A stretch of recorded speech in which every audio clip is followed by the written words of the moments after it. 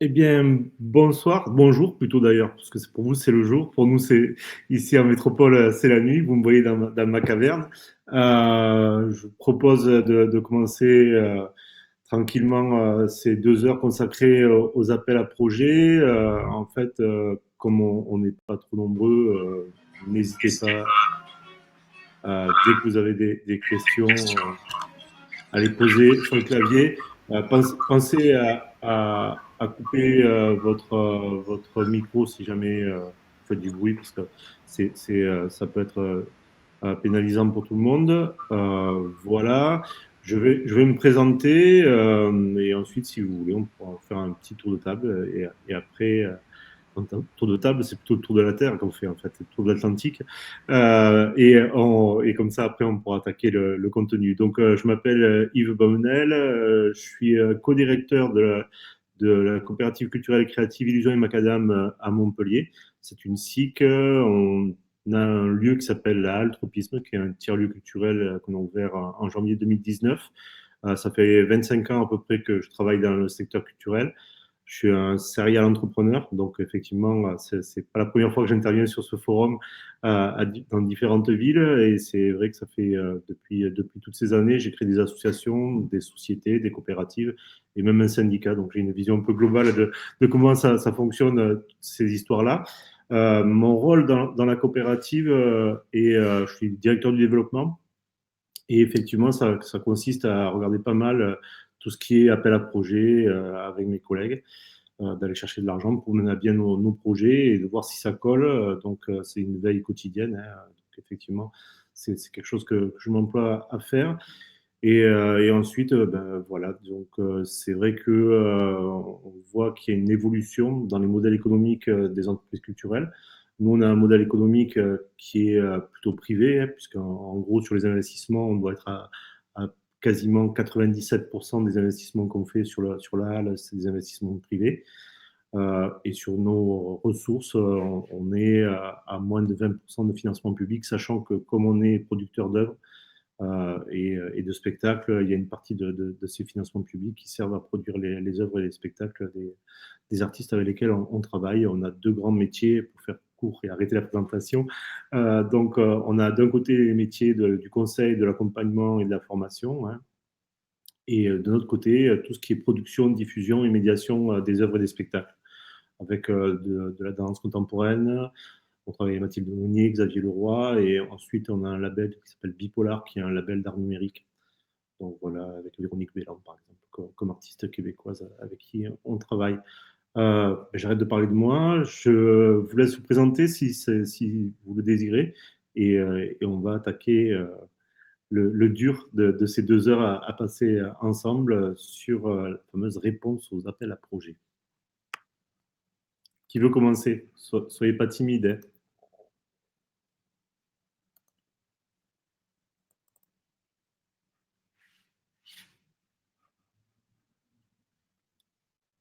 Il n'y a personne qui ose prendre la parole.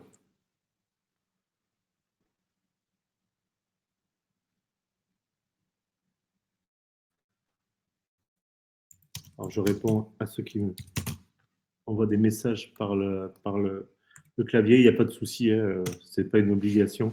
Mais vous pouvez effectivement m'envoyer des petits messages que je suis, et j'essaierai de vous répondre au fur et à mesure. Donc, on va attaquer sans plus de cérémonie. Toute l'intervention que je vais faire est enregistrée, c'est ce que m'a demandé de faire les organisateurs. Toute la présentation que je fais également vous sera communiquée sous forme de PDF. Donc, n'hésitez pas, vous pouvez prendre des notes, bien évidemment, mais vous aurez tout ce que je donne comme document, vous les aurez dans une petite mallette pédagogique à la fin de cette intervention. Donc, voilà où nous en sommes. Alors, répondre à un appel à projet. On va avoir une méthode qui est, je prétendrai pas qu'en 2 heures, vous serez des experts de la réponse, et qu'avec ma méthode, vous êtes sûr de chaque fois remporter les appels à projets. Bien évidemment, là, c'est plus compliqué que ça. Mais je vous propose en fait d'étudier ça à partir de 4 points vraiment basiques, hein. On est là sur les fondamentaux. d'étudier les prérequis, ce que ça veut dire rechercher les appels à projets. Je pense que c'est une des principales difficultés, c'est pour ça que vous parlez de veille quotidienne, hein. Comment on monte une réponse ou des réponses plus exactement, et ensuite la question de la ressource qui est essentielle. Donc alors, les prérequis. Euh, on peut partir déjà de la notion de définition, hein, bien évidemment. Donc, un appel à projet, AAP en général, c'est comme ça que c'est simplifié quand vous le retrouvez sur Internet, est une procédure de mise en concurrence d'opérateurs sur la base d'un document leur fixant un cadre et des objectifs à atteindre tout en leur laissant l'initiative de leur contenu et de sa mise en œuvre. Alors, une fois qu'on a dit ça, on pose finalement un cadre général. Il faut savoir qu'il n'y a pas de texte finalement qui précise ce que c'est qu'un appel à projet, c'est pas quelque chose qui est défini. Euh, Par exemple, les manifestations d'intérêt, quand c'est lié à un marché public, c'est quelque chose qui est défini par la loi. Là, c'est pas du tout défini par la loi. Le texte qui définit finalement en creux, c'est la circulaire Valls sur la subvention. Et donc, en fait, c'est vrai que cette circulaire Valls, elle permet de mieux définir l'utilisation de la subvention. Je vais y revenir dessus et après je reviendrai sur l'appel à projet, puisque vous savez que c'est une des polémiques qui agite le secteur culturel, mais pas que, le secteur social, le secteur sportif, les associations de manière générale depuis pas mal d'années, depuis qu'en fait les appels à projets sont multipliés. C'est qu'effectivement, comme vous l'avez vu dans la définition que je vous propose, hein, c'est une procédure qui met en concurrence les opérateurs. Donc déjà, pour le monde associatif, c'est quelque chose qui est assez délicat, hein. Beaucoup d'associations ne se vivent pas comme étant en concurrence les unes avec les autres, hein. Elles sont là sur la base de projets, elles sont là en train de défendre l'intérêt général. Et c'est vrai que cette notion de concurrence, autant sur les marchés publics, ça va de soi, autant dans ce cadre-là, et dans le cadre artistique ou culturel, qui plus est, ça pose question. Donc la circulaire Valls était une circulaire qui voulait remettre la subvention comme une méthode finalement principale de travail avec les associations. Et donc en fait, elle mettait trois critères en fait par rapport à la commande publique, la différence par rapport à la commande publique, hein, l'appel à projet, finalement, c'est une commande publique. Le critère de l'initiative, l'attribution d'une subvention n'a pas pour objet de répondre à un besoin proprement exprimé au préalable par une autorité publique. Critère de l'absence de contrepartie économique, elle n'est pas la contrepartie économique constituée par un prix ou par une rémunération d'une prestation individualisée. Critère de l'appréciation discrétionnaire d'attribution, par ailleurs, si la subvention est discrétionnaire dans son attribution, un contrat de commande publique obéit à des critères de sélection rendus publics suffisamment précis qui ne lui laissent que peu de liberté de choix. Donc, effectivement, on voit que si on fait l'effet miroir, si on revient sur ce que c'est cet appel à projet, ce que c'est qu'un appel à projet, on voit bien que c'est l'inverse finalement de ce cadre qui précise la subvention. Et du coup, si c'est utilisé par le public, les organismes institutionnels, les fondations, qui est finalement lié à leur politique, finalement, public de la culture, c'est souvent on se cache derrière son petit doigt et le cadre fixé par la collectivité ou par l'État, c'est le cadre dans lequel on essaie de faire rentrer notre projet culturel. Donc là, on est quand même sur quelque chose qui est beaucoup plus directif et ça veut dire qu'il faut répondre précisément aux critères et qu'effectivement, il y a des objectifs à atteindre, il y a des cadres, il y a tout un cahier des charges qu'il va falloir respecter à la lettre et qui finalement fait qu'on n'est pas loin d'un marché public. L'appel peu, quand on voit par exemple le secteur du bâtiment, hein, on est vraiment sur quelque chose qui est en fait une première étape pour repérer les envies d'investir par exemple un site. Dans le cadre d'un tiers-lieu, ça peut être la procédure. Et effectivement, on va avoir les porteurs de projets vont se manifester en disant ben oui, effectivement, moi j'ai un projet pour ce lieu, ça peut être un projet culturel, mais derrière, il se peut qu'il y ait un marché public qui est précise, ou alors là, on est sur une délégation de service public, ce qui est encore une autre procédure, mais qui se rapproche effectivement des cadrés. Un vrai distinguo à faire. Donc, effectivement, le premier point à retenir. Je parle trop vite aussi, hein, donc je vais essayer de parler plus lentement. N'hésitez pas à me faire vos retours techniques parce que c'est vrai que c'est les autoroutes de l'information, ça marche, mais on est un peu à saturation. Je pense que dans mon quartier, de ces heures-ci, il doit y avoir pas mal de monde en passant. Donc, effectivement, ce qu'on s'aperçoit, ces appels à projets ont été vécus par les acteurs culturels comme étant quelque chose qui les dépossédait de l'initiative. Donc ça, c'était une vraie critique et qui faisait qu'en fait, ben, ils étaient là pour finalement répondre à une sollicitation, à une initiative qui était plutôt des collectivités ou de l'État. Ça, c'est la partie critique. D'un point de vue, qu'on dirais-je, plus positif, ou en tout cas, la contrepartie, le contrepoint de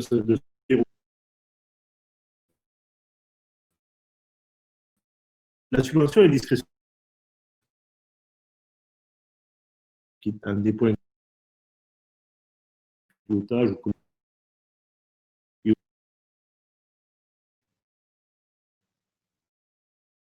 sur un appel à projet.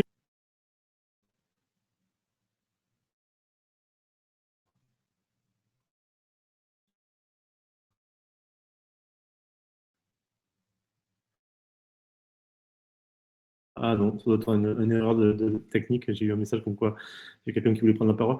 Donc, effectivement, d'une manière. D'une- Ah, ça coupe un peu. Ah, ben, désolé. Je peux pas faire grand-chose parce que là, je suis connecté en filaire. Normalement, ça devrait être pas mal, mais si jamais ça.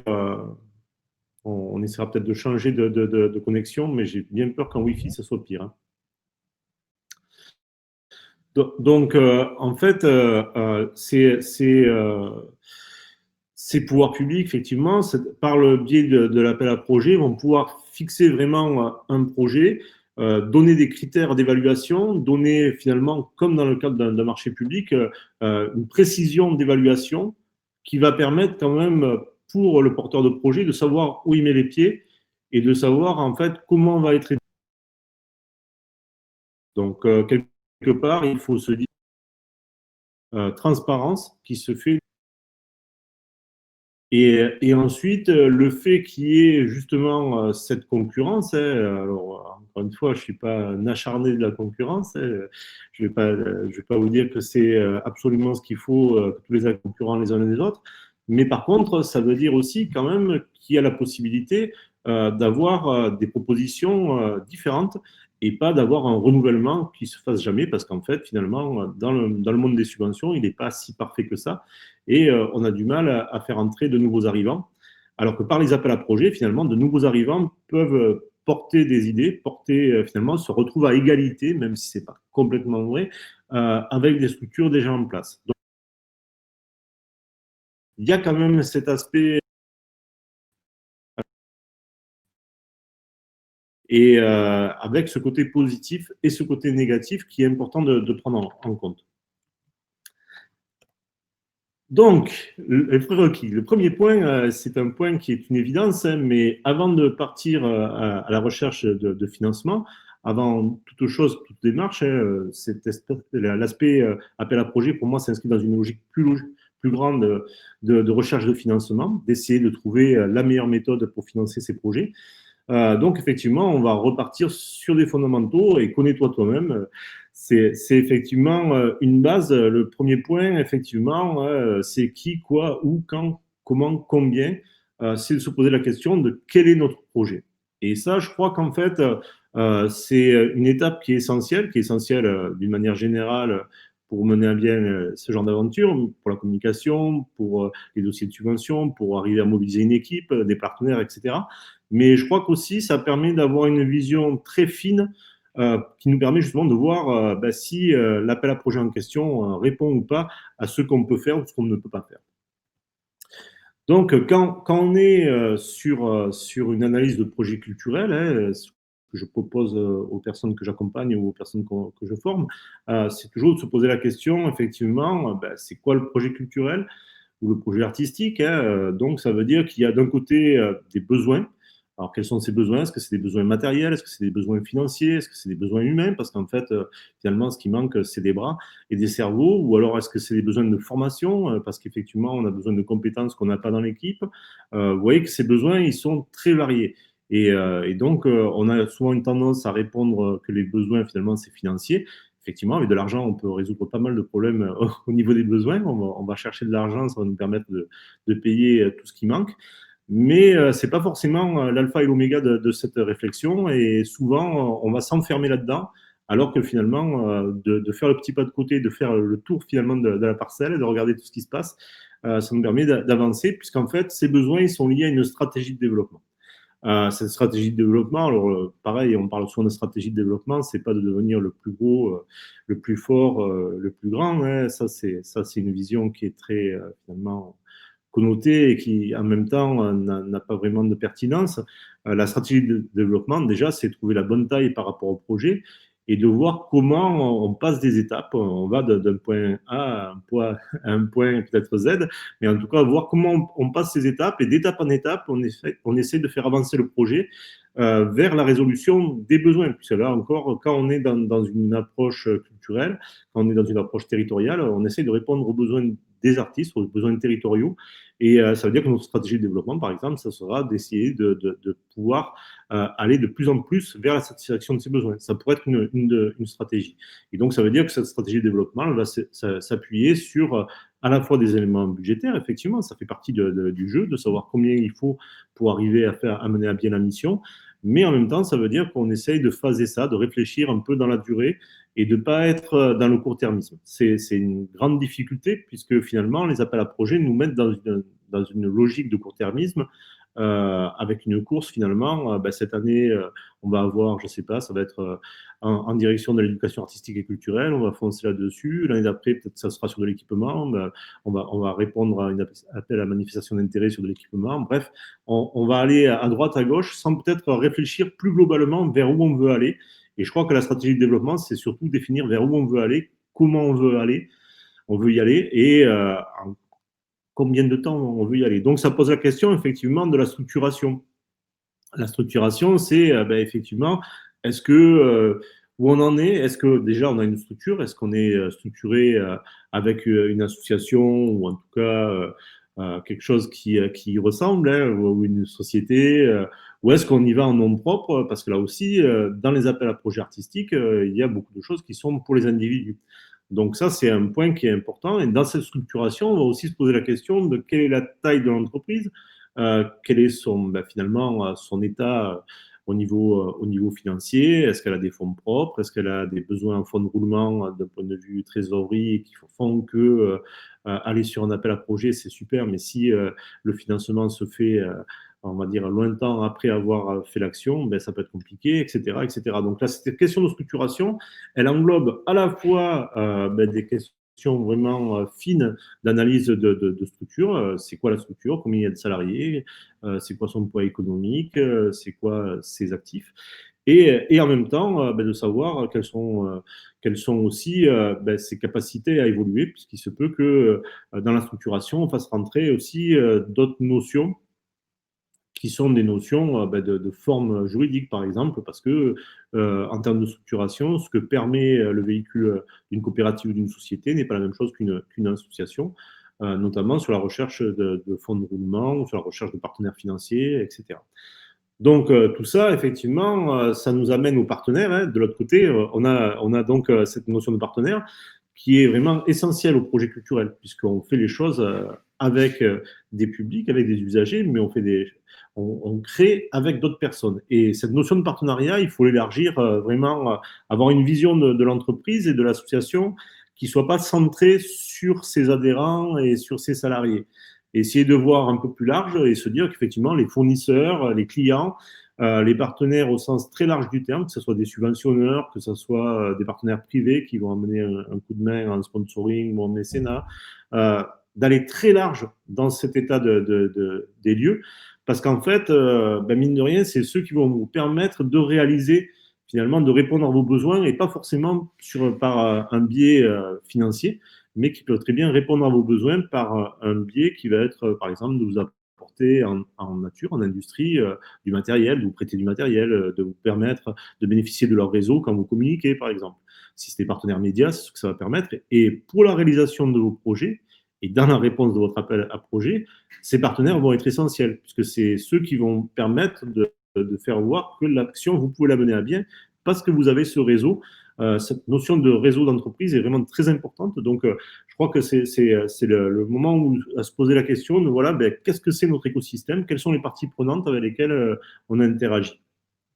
Bien évidemment, un projet culturel, sa visibilité, elle est essentielle, hein, puisque ben, c'est un peu, si je te vois, c'est combien tu es, comment tu es, quoi. Et effectivement, on voit bien que cette notion de visibilité on peut lier à la notion de notoriété, hein, c'est des questions à la fois de communication, visibilité sur les réseaux sociaux, dans la presse locale, dans la presse nationale, des questions aussi qui sont liées à la notoriété professionnelle, hein, c'est-à-dire qu'en fait, mine de rien, quand vous allez présenter, c'est vrai pour un dossier de subvention aussi, hein, mais quand vous allez déposer sur un appel à projet et que l'ensemble des membres du jury, que ce soit les techniciens ou les élus ou n'importe qui peut se retrouver au jury, connaît la structure, connaît le projet artistique, connaît vos références, c'est pas la même chose. On va dire qu'effectivement, il y a des gens qui sont plus égaux que d'autres et que même si les critères sont très euh, finement précisés, ben la forme que vous avez à l'extérieur, ce qu'on voit de vous finalement, la partie émergée de l'iceberg, fait que cette visibilité va avoir un poids. Le conseil que je vous donne effectivement dans cette analyse, c'est de penser en stratège et pas en comptable. Ça, j'ai rien contre les comptables, loin s'en faut, mais c'est-à-dire de ne pas vous baser uniquement sur les aspects financiers. Vous voyez, quand on parle de visibilité, quand on parle de partenariat, mais quand on parle de stratégie de développement, hein, ou qu'on parle même de besoins, on est loin finalement d'une simple analyse comptable, de dire voilà, j'ai besoin de tant d'argent, donc je vais répondre à des appels à projets parce que ça me permettra de prendre une partie de mes frais fixes là-dessus, et le projet, si je le tords un peu, il rentre là-dedans et je pourrais le mener à bien. Si on n'a qu'une approche budgétaire, encore une fois, on va avoir une approche court-termiste et aussi on va être un peu décalé parce qu'en fait, on est tous comme ça, on a envie de croire que ça va marcher et que effectivement, avec ces subsides, on va pouvoir mener à bien notre aventure. Donc, effectivement, ben, on continue dans ces prérequis et effectivement, on a cette nécessité d'établir une fiche d'identité du projet culturel, quelque chose qui soit très précis, là encore. Hein, je pense que vous en avez besoin pour d'autres éléments. Hein, quand vous faites un dossier de subvention, ça va être exactement la même procédure. Et quand vous allez rechercher du financement chez un banquier, ça va être un peu la même aussi que vous devez arriver à avoir. Bref, c'est quelque chose qui est nécessaire. On va dire que c'est l'occasion de poser ces fondamentaux. C'est l'occasion de se dire, OK, on va se poser, on va prendre la journée qu'on ne prend jamais pour faire ça, ben on va la prendre et si ça prend une semaine, c'est pas grave parce qu'en fait, ce qu'on est en train de travailler, ça va nous servir toute l'année et même au-delà. Donc, effectivement, il y a des choses qui sont simples. Le statut juridique, effectivement, vous savez si c'est une association en loi de 1901 ou s'il faut la monter, le temps qu'il faudra pour monter la structure, etc. Tout ça, c'est quelque chose que vous avez en tête. Le statut du demandeur, c'est important parce qu'effectivement, c'est quelque chose qui risque de se poser parce que là aussi, quand on est sur des appels à projets artistiques, il se peut qu'il y ait une entrée par rapport au statut du demandeur. Voilà, ses références, etc., mais aussi ce qu'il sait faire, est-ce qu'il y a des agréments, etc. Bien évidemment, on revient à cette notion de communication, de notoriété, de réseau professionnel au sens très large, et je pense qu'en fait, on aurait pu mettre un X à réseau, puisqu'en fait, c'est pas un seul réseau, mais c'est tous ces réseaux qui s'interpénètrent et qui vous permettent de mener à bien vos projets. Ben, faire un peu ce lien-là, c'est assez complexe hein, quand vous commencez à poser la question des parties prenantes d'un écosystème, d'une structure associative. Très vite, on va s'apercevoir qu'effectivement, il y a beaucoup, beaucoup de gens qui interagissent.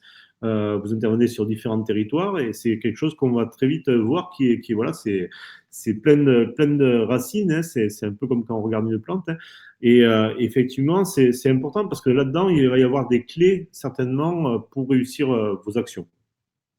Bien évidemment, dans cette idée de projet culturel, ben ouais, quels objectifs? Pourquoi vous faites ça en fait? Se poser des questions fondamentales, le pourquoi, c'est souvent quelque chose qu'on oublie. Hein, mais de se dire, voilà, c'est pourquoi on veut faire ça. Est-ce que vraiment on a envie de répondre à cet appel à projet pour faire des concerts en prison? Est-ce que c'est quelque chose qui nous motive uniquement pour se dire, bon, mais voilà, vulgairement, on va cachetonner, si on fait ça, on se plante? Ou est-ce qu'on se dit, effectivement, nous, on pense que la culture, elle a sa place de partout et on veut que les publics les plus éloignés du champ culturel, ceux qui ont des plus de difficultés, ce soit ceux vers lesquels on veut se tourner. À ce moment-là, ça match. On a des objectifs qui sont raccords entre ce que nous, on souhaite faire dans le collectif et individuellement et ce qui est du domaine de la réponse à laquelle on va se préparer. Les étapes du projet culturel, effectivement, où on en est. Est-ce qu'on est au tout début? Est-ce que ça y est, il tourne, on l'a déjà fait, on va le refaire, etc. Est-ce que c'est quelque chose qui est en création? Est-ce que c'est de la diffusion ou de l'action culturelle qui se base sur des ateliers qui ont déjà été montés? Ou est-ce qu'il faut monter les ateliers, etc. Le territoire d'exécution, hein, le territoire dans lequel on est, c'est important, hein, effectivement. Ben, c'est ce qui va donner aussi, souvent on est sur des appels à projets territoriaux, mais aussi sur le territoire d'exécution, c'est un peu différent. C'est-à-dire qu'il faut voir, ben, est-ce que c'est quelque chose qui est réservé, est-ce que nous, on travaille que dans notre endroit, ou est-ce qu'on travaille à une échelle nationale, internationale, que sais-je. Donc cette question du territoire, elle est importante, non pas en termes de développement et de se dire aujourd'hui, aujourd'hui la Guyane, demain le monde. Hein, je pense que ça c'est encore aussi des visions très stéréotypées, mais plutôt de se dire, ben ouais, effectivement, est-ce que là, on n'a pas des opportunités d'aller sur d'autres territoires et est-ce que ça vaut le coup ou est-ce que finalement, nous, on considère que c'est pas notre projet. Et là aussi, on voit une relocalisation du fait du Covid, de la crise du Covid, on assiste à une relocalisation puisque c'est beaucoup plus compliqué de bouger, mais qui n'est pas non plus inintéressante, puisque là, on peut avoir une logique de circuit court, d'essayer de répondre aux besoins territoriaux au plus près, de chercher son public là où on est. Et c'est vrai que ça peut être aussi une logique qui s'entend, et ça peut faire un projet.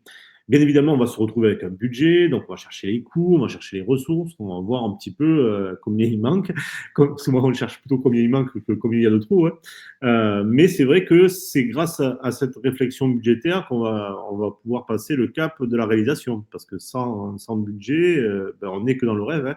Hein. Et si on veut passer le cap de la réalisation, il faut à un moment poser ça dans un tableur et se dire, bon, ben voilà, on sait combien ça coûte et combien il nous faudrait d'aller chercher et quelles ressources on a en interne, combien il nous manque. Bien évidemment, tout en haut, ben, il y a la nature du projet, son esthétique, sa singularité. Je crois que c'est important de chercher les singularités du projet parce qu'encore une fois, sans parler de concurrence, comme je vous disais par rapport aux appels à projets, on est en concurrence. Donc il faut que le projet soit singulier pour se démarquer des autres. Hein. Mais d'une manière générale, c'est ce qu'on va rechercher, pareil, en diffusion, qu'on va rechercher d'une manière euh, générale dans un projet artistique, sa singularité, le projet culturel, qu'est-ce que c'est qui fait que ben, c'est pas le même que celui du voisin, c'est pas un copier-coller de quelque chose qu'on a déjà vu et revu. Encore une fois, ce degré de singularité, il est à évaluer par rapport à la réponse que vous allez faire et par rapport au projet, puisque c'est effectivement s'il y a 10 000 personnes qui répondent et qu'il y a deux places, la singularité va monter en flèche si on veut arriver à la pertinence, mais en même temps, peut-être que finalement, ce qui compte, ce n'est pas tant la singularité que la fameuse fonction de rassurance qui est hyper nécessaire quand vous avez un client, quand vous répondez, c'est de rassurer tout le monde en disant oui, je vais mener à bien la mission parce que je l'ai déjà fait plein de fois. Ok, tout le monde fait par exemple de l'éducation artistique et culturelle, mais nous, on est une équipe qui est rodée, qui sait le faire dans tout terrain, qui est capable d'aller de partout, dans tous les pour telle et telle classe d'âge, sans problème. On est des tout-terrains de la démocratisation culturelle. Ah ben oui, effectivement, ça, c'est pas forcément très singulier, incroyable, ou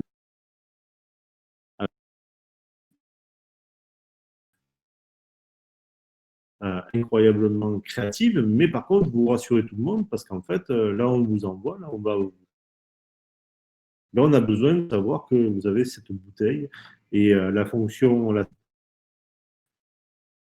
moins importante que, on va dire, biographique de côté rassurance des références. Le cahier de référence, c'est quelque chose qui, par exemple, dans les marchés publics, est essentiel. Donc, je continue mon petit monologue. Donc, les financements. On est toujours sur cette idée, voilà, on essaye de réfléchir à comment on va financer nos actions dans un cas qui est très particulier, puisque nos actions doivent matcher avec ce que le subventionneur, en tout cas pas subventionneur d'ailleurs, ce que la structure qui a déposé l'appel à projet, qui lance l'appel à projet, plus exactement, elle attend. Donc là, on doit arriver à se rencontrer. Donc nous, on sait que voilà, ce qui fait qu'on va arriver à monter nos activités, ben, il va y avoir peut-être un peu de crowdfunding, hein, on le voit de plus en plus. Hein. Donc on va aller taper du financement participatif avec une réussite qui continue à être assez importante. Hein. Les projets de crowdfunding continuent de croître. Hein. On aurait pu croire qu'on arriverait à saturation. Et en fait, on voit que là aussi, avec des écarts qui sont assez importants, mais si vous allez sur les plateformes type Ulule, KissKissBankBank, ou Hello Asso, etc., vous allez voir qu'effectivement, il y a de grandes réussites. Si vous regardez maintenant en détail ces budgets, on voit qu'il y a du crowdfunding, il y a de la subvention, hein, qui reste encore une fois un mode d'intervention qui est populaire auprès des collectivités et des associations et qui permet de monter des projets. Et là, on va voir que ben, nous, on rajoute une case, celle de l'appel à projet.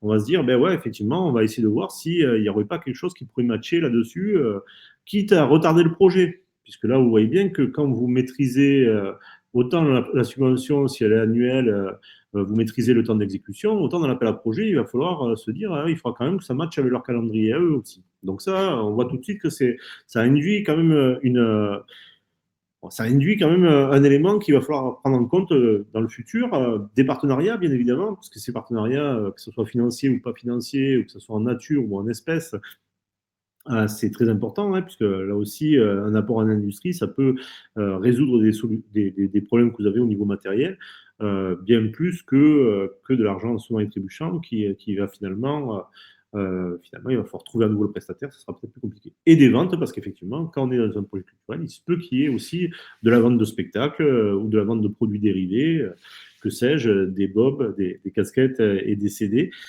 Et que tout ça, ben, ça fait un projet culturel qui s'équilibre. Donc on voit que dans cette boucle qu'on essaye de mettre en place, on a un projet, on a des besoins qu'on a définis très précisément. Hein. Là, on a bien avancé dans les projets, les besoins du projet. On va monter plusieurs budgets, hein, puisqu'on va monter une hypothèse haute, une hypothèse basse, et bien évidemment un entre-deux. Hein. Qu'en fonction de ces budgets, ben, on va commencer à faire la tournée là, des différentes possibilités de financement et qu'on va voir qu'en fait, ça nous amène des ressources financières essentiellement, ben, que ces ressources, elles impactent le projet, puisqu'en fait, en fonction des ressources qu'on a, ben, on va remodifier le projet, on va le retoucher à la marge pour se dire, ben, qu'est-ce qui se passe là. Donc, on passe en mode projet, comme on dit justement, c'est la pensée agile, c'est de se dire qu'effectivement, on est dans un cycle qu'on espère vertueux, qui va nous permettre d'avancer pour affiner de plus en plus et arriver jusqu'à ce qu'on soit en capacité de réaliser. Vous voyez donc que tous ces prérequis sont essentiels parce qu'en fait, mine de rien, ben, tout ça, ça nous amène à un dossier type, hein, quelque chose qui nous permet de préparer notre réponse. Encore une fois, si vous avez 15 jours pour répondre à un appel à projet et que vous n'avez pas écrit une seule ligne avant, ça va être galère. Hein. Ça vous préparer à des longues nuits et de travail et des week-ends gâchés. Donc effectivement, tout ce travail de prérequis qui peut être fastidieux, hein, j'entends bien que c'est assez fastidieux, mais c'est quelque chose qui va vous servir à gagner du temps par la suite pour les appels à projets comme pour les subventions, parce qu'en fait, vous êtes très organisé. Vous avez bien organisé les choses, vous êtes en capacité, effectivement. Ben voilà. Vous voulez aller monter un dossier type, ça veut dire que vous avez une présentation avec l'historique, les renseignements administratifs, l'équipe, l'expérience, tout ce qui est biographique et qui est déjà dans un petit dossier sur votre ordinateur. Et comme vous êtes très prudent, vous avez une sauvegarde qui vous permet de ne pas jamais la cramer si jamais il y a un problème informatique. Vous avez déjà réfléchi au descriptif de l'action que vous voulez mener. Vous avez les 10 lignes là de présentation qui vous permettront de répondre au projet par un simple copier-coller avec les deux, trois changements dans les mots-clés pour intégrer que ça matche avec le projet présenté. Vous avez des objectifs qui sont clairs, c'est-à-dire que vous avez déjà réfléchi à des objectifs, voire même au-delà à des objectifs qui sont capables d'être évalués, par exemple. Ça veut dire que vous avez peut-être intégré un cadre de référence qui vous permet en fait de se dire, voilà, si je fais tels objectifs, telle évaluation, etc., voilà comment ça marche. Donc ça vous permet de gagner énormément de temps sur la réponse. Et quand vous avez un mois pour répondre ou 2 mois pour répondre, c'est pas la même chose, mais si c'est très rapide, c'est vrai qu'il vous faut être en capacité de répondre rapidement et donc d'avoir tout ça qui est prêt.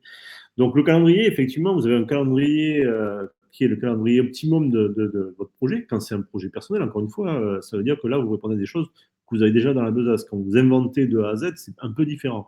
Mais ce calendrier, il est important parce qu'en fait, ça vous permet de voir si vous avez la faisabilité temporelle de répondre à cet appel à projet, puisqu'encore une fois, si en fait ça doit se passer en juillet prochain et qu'en juillet prochain, vous êtes sur la route tout le mois de juillet, ben, ça ne marchera pas. Donc cette notion de calendrier, de pouvoir prévoir, d'avoir une lisibilité assez grande de vos activités et de prévoir en amont, ça vous permet de ne pas vous aventurer à répondre et des fois à obtenir des appels à projets qui vont déséquilibrer complètement la structure parce qu'en fait, vous n'aurez pas les moyens humains de répondre, tout simplement parce que le temps n'y est pas. La revue de presse, bien évidemment, c'est quelque chose qui s'entretient. Là aussi, on est sur un travail de fond. Dès qu'il y a un article qui sort, dès qu'il y a un bout de web, un bout de n'importe quoi qui sort, bam, on le stocke parce que justement, ça nous permet d'avoir des documents qui sont toujours à jour. Et on ne passe pas 3 heures, 3 jours à chercher les différents articles pour dire ah ouais, mais la dernière création, qu'est-ce qui s'est passé, etc. Donc voilà, et après les moyens, hein, le dossier type, il fait état des moyens techniques. Est-ce qu'on a du matériel de diffusion, par exemple je vais dire n'importe quoi, des amplis. Est-ce qu'on a du matériel de lumière? Est-ce qu'on a tout ça à la disposition ou peut-être qu'on l'a déjà acheté par le passé? Est-ce qu'on a des moyens financiers? Qu'est-ce qu'on a comme fonds de roulement? Est-ce qu'on a de l'argent pour avancer finalement l'action, être prêt à avancer les salaires, par exemple, même s'il n'y a qu'une partie du versement qui a lieu quand on aura la notification, est-ce qu'on peut faire l'avance du reste? Ça, c'est très important, parce que sinon, pas de trésorerie, pas d'action. Hein, ça, c'est vraiment quelque chose de très cruel. Les moyens humains, combien on est, qu'est-ce qu'on fait? Qu'est-ce qu'on sait faire, hein? Ça rejoint un peu la notion d'expérience. Hein. Ben ouais, le budget, quelque part, ça fait partie de ces moyens. Quel est le budget d'activité? On pourrait parler du budget annuel. Les partenaires, là aussi, de se dire voilà où on en est. Bien évidemment, ce dossier type, il va reprendre des conseils qu'on va retrouver dans la réponse, hein, ben, d'être synthétique, effectivement, d'insister sur vos points forts. Hein. Effectivement, si c'est la créativité, c'est bien, mais il faut le définir. Hein. La preuve par l'exemple, vérifier vos pièces jointes, par exemple, que tout est à jour, que vous avez le dernier PV d'Assemblée générale de l'association, qu'il n'y a pas eu de modification de statut et qu'on a oublié d'envoyer au JO, au journal officiel, ces modifications. Ça, c'est vraiment très important de ne pas se retrouver à courir au dernier moment. Voilà, encore une fois, il est minuit, vous avez jusqu'à demain midi pour répondre, c'est l'enfer. Si vous êtes en train de courir, ça, vous devez téléphoner à votre président ou à votre trésorier pour trouver des éléments comme ça va être un enfer et c'est des raisons pour rater qui sont dommages. Parce que quand vous vous retrouvez à ne pas pouvoir déposer alors que vous avez bossé 15 jours, 3 semaines dessus, c'est vraiment ralent. Bien lister les justificatifs types qu'on va vous demander. Vous savez que voilà, il va y avoir certainement des choses par rapport à l'URSSAF, par rapport aux impôts, par rapport aux JO, par rapport donc à tout ce qui va être voilà des documents administratifs. Pensez à les mettre à jour. C'est vrai que selon les réponses, il se peut qu'on vous les demande et qu'on vous demande des documents qui soient plus ou moins à jour. Alors maintenant, avec Internet, on peut quand même avoir tous ces éléments assez facilement. C'est moins important de les avoir stockés, de les avoir sous la main. Donc, je continue maintenant sur la question de la méthode. Hein. N'hésitez pas si vous avez des questions hein, là-dessus. Pour l'instant, on est vraiment sur les généralités. Sur la méthode, le premier point que je vous disais, c'est vraiment la question de la veille. Ce qui fait que vous allez être en capacité de répondre à un appel à projet ou à un appel à manifestation d'intérêt, c'est parce que vous avez eu l'info suffisamment tôt. Et vraiment, là j'insiste sur ce point, c'est-à-dire que si vous avez perdu 2 jours, 3 jours, 4 jours, 1 semaine, 2 semaines, 3 semaines, ou alors que carrément vous l'avez une fois que l'appel est clos, effectivement, c'est borné dans le temps. Donc, ça veut dire qu'effectivement, cette notion d'info, on parle souvent effectivement la notion stratégique de l'information, de la valeur stratégique, de la valeur même économique de l'information. Là, on y est complètement, puisqu'en fait, si vous n'avez pas l'info à temps, si vous n'avez pas suffisamment tôt euh, la connaissance de l'appel à projet, vous avez pu d'entrée de jeu le télécharger, commencer à l'étudier et finalement, tout ce temps de flou, vous ne savez pas encore si vous allez y répondre, c'est ce temps-là qui va vous permettre de pouvoir y répondre ou pas, mais en tout cas d'être dans les délais. Parce que si vous vous retrouvez avec, il reste une semaine pour répondre à l'appel et c'est flou, ben, vous risquez de faire un travail pour rien parce que vous aurez raté le point, le quatrième paragraphe, celui où on vous explique qu'en fait, vous n'êtes pas éligible. Et donc, c'est pour ça qu'il faut arriver à remonter l'info le plus tôt possible. Cette veille, donc je vous parlais de veille quotidienne, alors c'est vrai que c'est d'autant plus vrai qu'on va essayer de voir des marchés publics ou des choses comme ça, mais si vous êtes sur les sites, on va dire, institutionnels, on va voir un peu les sites sur lesquels on peut aller, d'y aller régulièrement, c'est important. Surtout que je pense que c'est quelque chose qui est en train c'est un pli qui est en train de se mettre en place hein, au niveau de l'État, mais aussi de certaines collectivités territoriales, hein, où en fait il y a plusieurs sessions et donc on va avoir des appels à projets au fil de l'eau toute l'année et moins ce rythme des subventions qui était une fois par an. Il y avait à l'automne, on avait cette idée de déposer les subventions et puis ça repartait pour une année. Là, on est de moins en moins dans cette notion-là, pour des questions budgétaires aussi, pour des questions aussi de financement européen, bon, toute une explication macro-structurelle, pourquoi ça se fait comme ça. Mais n'empêche que ça veut dire que le travail de quête, hein, de recherche de cette information, il est beaucoup plus complexe parce que ça veut dire que vous allez être obligé voilà, de ne pas vous contenter de juste aller voir ça une fois par an, mais d'y aller régulièrement. Moi, je vous conseille vraiment d'avoir cette logique au moins mensuelle sur la collectivité territoriale de Guyane, peut-être la PREF, etc., de regarder un petit peu ce qui se passe, parce que sinon, vous allez voir les appels une fois qu'ils seront passés. Et là, bon, une fois que c'est passé, ça veut dire qu'on attend en espérant qu'il y ait le même l'année d'après, quoi. Donc, c'est assez frustrant. Et surtout, ça veut dire qu'en fait, voilà, comment on fait pour avoir cette info? Ça veut dire aussi maintenir des contacts et des liens avec les techniciens. Parce que effectivement, c'est parce que vous avez des liens avec les techniciens que vous allez avoir l'info, peut-être pas avant tout le monde, il y a quand même des procédures, mais c'est vrai qu'ils vont peut-être vous dire, ben voilà, il se peut que l'appel, il ait lieu, que le même appel qu'il y a eu en 2019, on le fasse en 2021, à la même période, ben ça vous met une alerte. Vous pouvez poser ça dans un calendrier et vous dire, voilà, je vais surveiller au mois de mars si, comme il m'a dit, il y avait pas possibilité à ce qu'il y ait un nouvel appel à projet qui soit déposé, qui soit déposable, qui soit lancé. Donc ça veut dire qu'effectivement, on va avoir cette réflexion de se dire, ben ouais, le réseau, encore une fois, le réseau relationnel, qui va nous permettre de recevoir les informations hein, comme une araignée sur sa toile. Hein. C'est pas très glamour, mais c'est un peu cette idée-là. Hein. C'est ce que ça veut dire Internet. Hein. Donc on y est, hein, on est sur le web et on essaye de glaner cette information parce que plus tôt on l'aura, mieux ça sera pour pouvoir répondre, voir si on y va, voir si on n'y va pas. Donc ça, c'est l'étude, hein, jauger vos chances, c'est l'essentiel. C'est-à-dire, la réponse, c'est jouer que les coups gagnables. Alors ça, c'est autant vous dire, c'est plus facile de vous le dire comme ça, là, au milieu de ma présentation, de vous dire, ouais, genre, on joue que les coups gagnables. Moi, je suis un champion du monde de penser que tous les coups sont gagnables. Ce qui est une erreur, puisque je réponds des fois à des choses. Heureusement que mes collègues me disent, n'y va pas, ça sert à rien, on l'aura pas. Parce que j'aurais tendance à penser que si, mais oui, mais non, regarde, ouais, ok, on a 3 critères sur 12, mais on peut y aller quand même. Ben non, en fait, il faut être très pragmatique et vraiment avoir cette idée que si dans les critères, il y en a un qui est pas bon, on laisse tomber, quoi. Parce qu'en fait, si jamais c'est un critère qui est considéré comme essentiel, ben vous l'aurez pas.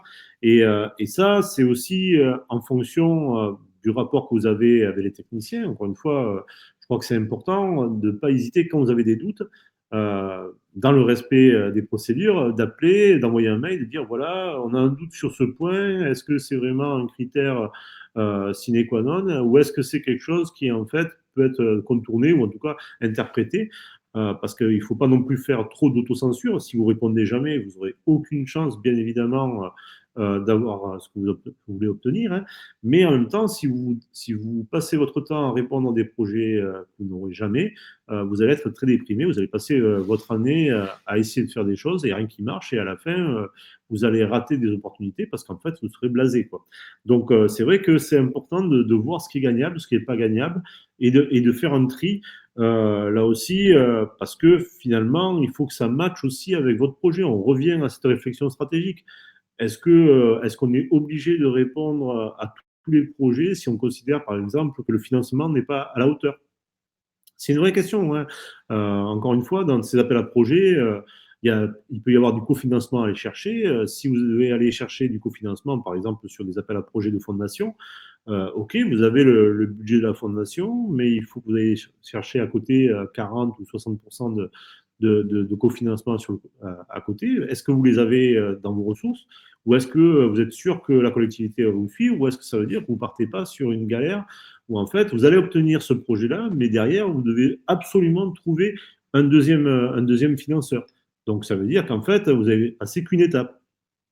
On en revient à la stratégie et au cofinancement à ces cinq bouts de camembert qui refont qu'à la fin, voilà, on a réussi à boucler cette aventure.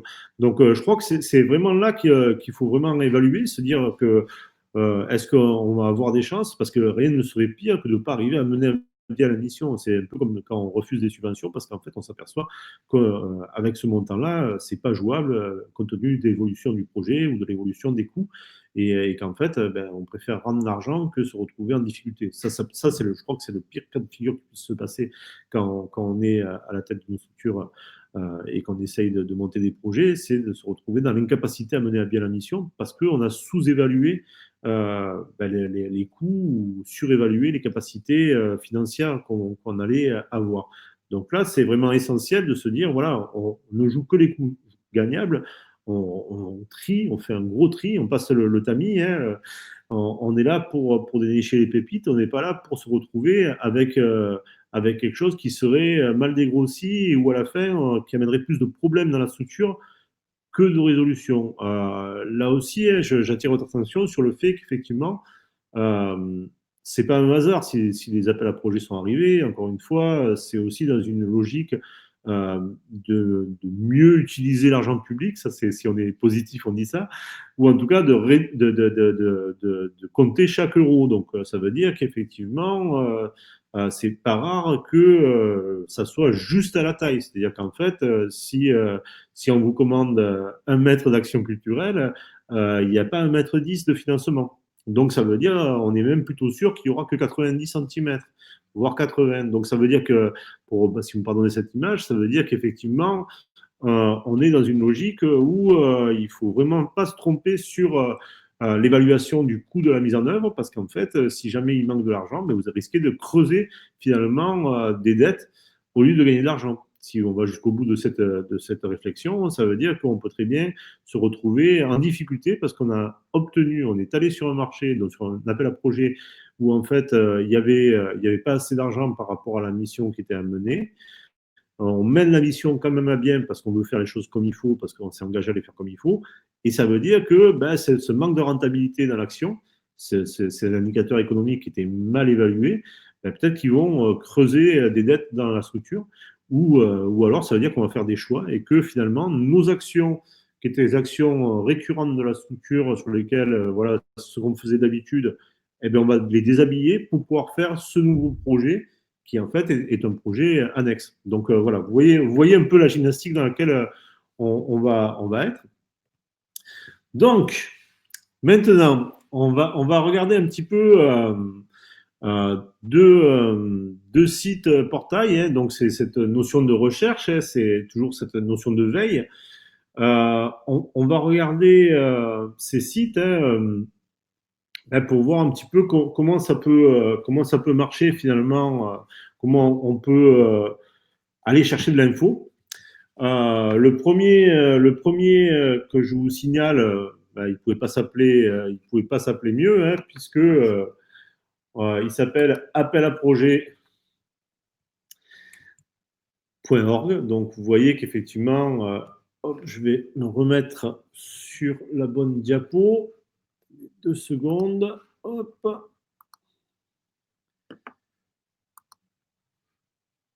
Donc,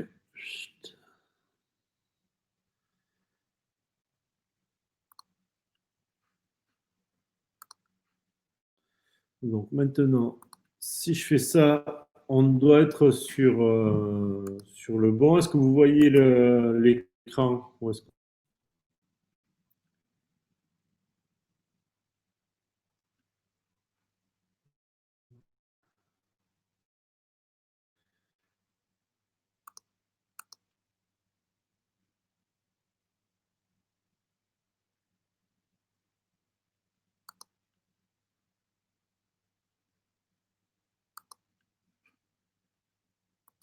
Vous voyez le site appelaprojet.org?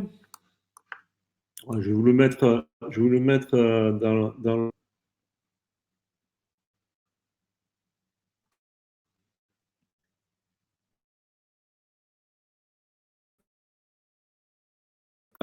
Vous voyez qu'effectivement, on voit qu'en fait, ce site, c'est un site qui a été fait, c'est un moteur. Bien évidemment, c'est dédié à une région, puisque je pense qu'ils ont des financements régionaux, c'est la région Hauts-de-France qui l'a monté, donc il y a beaucoup plus de choses qui sont par là-bas. Mais il y a aussi tous les appels. Et voilà, ce qu'on voit, ben voilà, projet à rayonnement artistique, tous les différents appels. Vous voyez qu'on a un petit moteur de culture, on va chercher culture et on va chercher aussi hop, hop, hop, solidarité, éducation, voilà, on va chercher éducation, formation, jeunesse. Et là, on va avoir donc différents projets auxquels on peut répondre. Vous voyez que ce qui est pas mal, c'est on voit un petit peu la date, le type d'offre, appel à projet, prix. Donc voilà, par exemple, il y a le prix Aligny.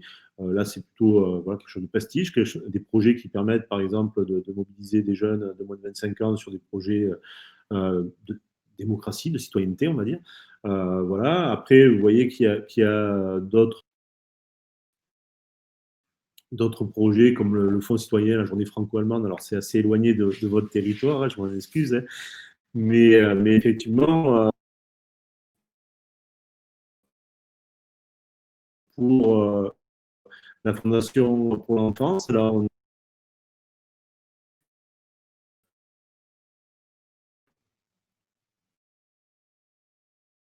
de mener une veille, de pouvoir y aller régulièrement, savoir, ben voilà, est-ce que on est est-ce que les délais, voilà, 31 jeunes et pleine d'Europe, ben, on se dit quand même, on est 17, il va falloir se réveiller si on veut répondre, parce que mine de rien, si on n'a rien, pas la moindre ligne. Donc, tout ça, vous voyez, il y a les fondations. On va regarder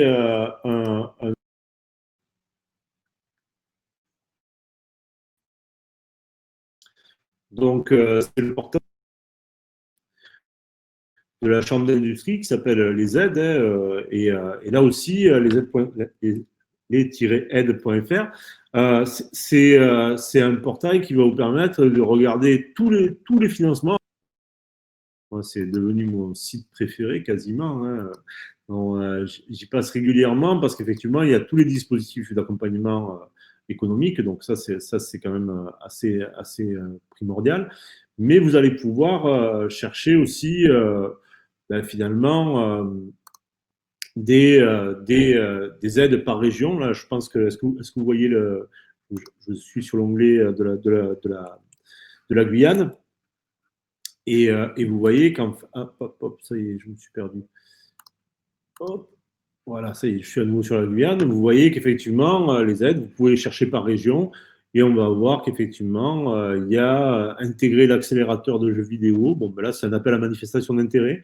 Sélectionne les meilleures entreprises pour le potentiel de développement et une forte ambition de croissance. Là, vous voyez que c'est pour les winners. C'est le win need the win to win.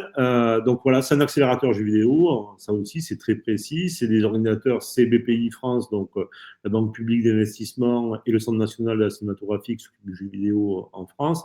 On est sur quelque chose qui concerne assez peu de structures, mais qui peut avoir une grande pertinence. Vous voyez, il y a toute une liste de projets qui sont des projets plutôt euh, et le culturel, pour ne pas se retrouver juste sur le volet culturel. Si dans la même lignée, on peut regarder si,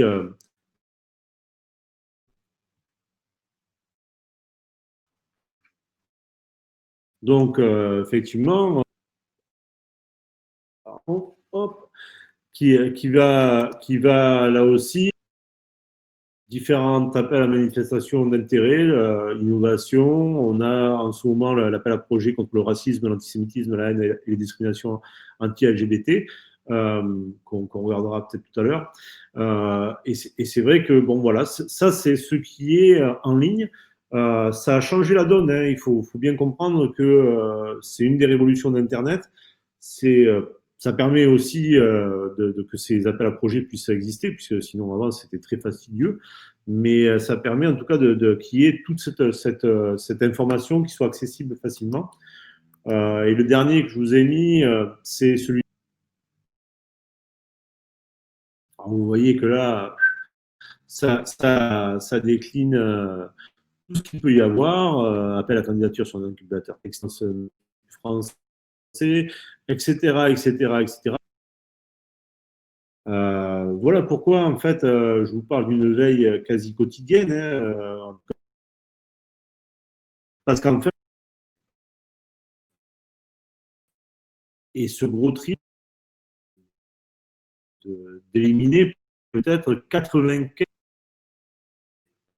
parce qu'en fait, au bout du bout, vous, ce qui vous intéresse, ça va correspondre peut-être à moins d'une dizaine d'appels à projets par an, mais c'est sur cette dizaine d'appels à projets par an que vous allez aller sur 5, mais que pour avoir connaissance de ces 5, il faut que vous en ayez vu peut-être 1000. Vous voyez ce que je veux dire, hein. On est dans ce rapport-là. Donc là aussi, c'est vrai que ça peut paraître décourageant, mais c'est quelque chose que vous allez faire très rapidement. Là, par exemple, vous voyez que c'est pour l'Occitanie, qui reste 6 jours. Bon, voilà, résidence de territoire, tapissons-nous en Midi-Quercy. Vous savez que c'est pas pour vous. Vous n'allez pas creuser. Donc, ça veut dire que vous êtes en capacité de pouvoir évaluer très rapidement si vous y allez ou si vous n'y allez pas.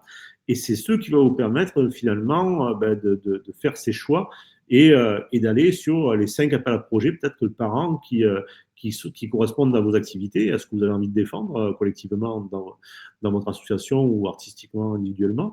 Et qu'en fait, ces 5-là, si vous en avez un, ça suffit, puisqu'en fait, vous ne comptez pas vivre que de ces appels à projets. Ça serait compliqué de mettre en place une logique structurante autour des appels à projets, puisqu'on sait que c'est éphémère, que c'est plutôt fait pour l'organisation qui lance l'appel à projet que pour celui qui va y répondre. Donc, on sait que c'est un complément, ça ne peut pas être une fin en soi. Donc, c'est pour ça qu'il faut se dire ça. Donc, il y a un effet il y a un effet nécessaire pour arriver à voir comment on fait pour avoir cette information-là. Donc, il y a un effet de volume qui est nécessaire. Donc, se renseigner quotidiennement, c'est beaucoup, c'est peut-être too much. Y aller hebdomadairement, est-ce que c'est vraiment la peine? Mais en tout cas, mensuellement, je pense que c'est vraiment nécessaire pour ne pas rater, parce qu'en fait, vous le voyez, si vous avez l'info que la date, voilà, les résidences de l'Institut français sur mesure c'est le 23 novembre, on est le 17. Voilà, est-ce que vous avez envie de passer les 4 prochains jours dessus en essayant de répondre le plus pertinemment possible? Ben non. Donc vous voyez qu'effectivement, on est dans cette logique d'essayer d'anticiper pour ne pas se retrouver en catastrophe. Donc, je continue mon petit déroulé. Excusez-moi, c'est un peu en mode mitraillette. En plus, si vous avez du saccadé, ça doit être un peu compliqué. Euh, donc, je vous fais je reviens sur le diaporama, comme on disait avant. Euh, et donc, on est dans cette recherche, dans cette veille. Ok, c'est super. On a bien fait la veille, on a repéré deux, trois trucs, mais on voit qu'il faut y aller régulièrement. Ça veut dire qu'il faut faire des choix. Sur quoi on va faire nos choix? C'est effectivement, c'est hyper nécessaire de faire du tri, de ne pas se dire, voilà, on peut aller de partout, on craint rien, on y est, on répond, on est là aussi des tout-terrains de la réponse. Non, on va commencer à se poser des questions par rapport à la recherche de financement adapté, à l'avancement de notre projet, à sa nature. Est-ce que voilà, est-ce qu'on est sur, on revient sur la notion des esthétiques, hein, effectivement. On revient à la notion de chapelle, hein, et donc ça veut dire de chapelle ou en tout cas d'esthétique, de discipline. Est-ce que c'est art plastique? Est-ce que c'est spectacle vivant? Est-ce que c'est le livre? Est-ce que c'est le cinéma, le jeu vidéo? Là aussi, ça veut dire que chaque fois, on va avoir des projets qui sont très précis, très ciblés. On va voir